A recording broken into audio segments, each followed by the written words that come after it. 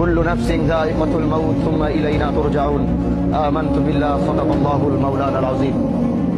মানুষ তো এরকম রূপ ধারণ করেছে, জানাজার নামাজ যদি মনে করেন 10টায় দেওয়া হয়, আর সেখান থেকে যদি 5 মিনিট অতিক্রম হয়, পিছন থেকে বারবার আওয়াজ আসে, আরে ভাই জানাজাটা কেন দেরি করতেছে, তাড়াতাড়ি পড়ান না। আমি তাদের উদ্দেশ্যে বলতে চাই, আপনার চারপাশে যারা এই বাক্যটি উচ্চারণ করে তাদের চেহারাগুলো একটু দেখে চিনে রাখুন।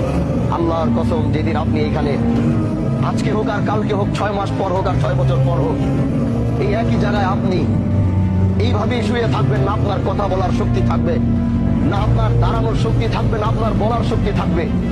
ঠিকই একই মানুষগুলো আপনাকে রেখেও তারা তাড়াহুড়া করবে। এইটাই হচ্ছে পৃথিবী, আর এটাই হচ্ছে দুনিয়া। এই সবচেয়ে বড় বাস্তবতা থেকে আমরা যতই পালাবো, আল্লাহ তো ঘোষণা করে দিছে, তুম্মা ইলাইনা তুরজাউন। কোথায় যাবা? 7 সাগর 13 নদীর নিচে, 7 সাগর 13 নদী পার করেও যদি তুমি লুকাবা, যেদিন আল্লাহর সাথে তোমার মোলাকাতের সময় আসবে, পৃথিবীর কোনো বাদশা নাই ওদিন তোমাকে আটকাইতে পারবে, পৃথিবীর কোনো ক্ষমতাশীল ব্যক্তি নাই ওদিন তোমাকে ধরে রাখতে পারবে।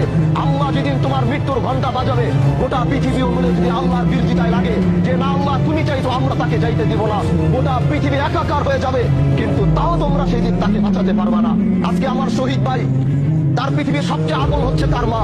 যখন তার মা মৃত্যুর শয্যায় লড়ছিল, উনি তো সন্তান হিসেবে হাজারো চেষ্টা করেছে মাকে বাঁচানোর জন্য।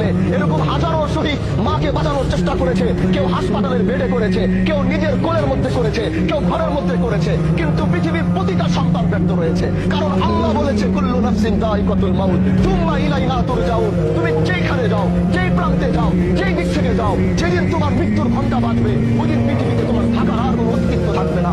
এজন্য ভাই আমার, আসো এই জানাজায় 5টা মিনিট দেরি করো, তাকাও এই লাশের দিকে, তাকাও এই সাদা কাপড়ের দিকে, যাও ওই কবরের দিকে 5টা মিনিট গিয়ে তাকায় থাকো। যেটা তোমারও ঘর হবে, যেটা তোমার বাবার ঘর হয়েছে, যেটা তোমার মার ঘর হয়েছে, যেটা তোমার বন্ধু বান্ধবের ঘর হয়েছে, যেটা তোমার নেতার ঘর হয়েছে, যাও একটাবার তাকিয়ে দেখো। তুমিও প্রস্তুতি নাও যে এখানে তুমি একদিন নামবে, কিন্তু নিজের পায়ে নয়, কেউ তোমাকে করে নামাবে। এটাই হচ্ছে পৃথিবীর সবচেয়ে বড় বাস্তবতা। এজন্য ভাই, মৃত্যুর প্রস্তুতি নাও। দুনিয়ার এই রঙিন স্বপ্নকে বন্ধ করো। এই রঙিন স্বপ্ন তোমাকে বারবার ধোঁকা দিয়ে আল্লাহর সাথে তোমার সম্পর্কের জুদা ঘটেইতেছে। আল্লাহর সাথে তোমার সম্পর্কের পার্থক্য এত করতেছে, তোমার আর রবের মধ্যে কোনো সম্পর্ক পাওয়া যায়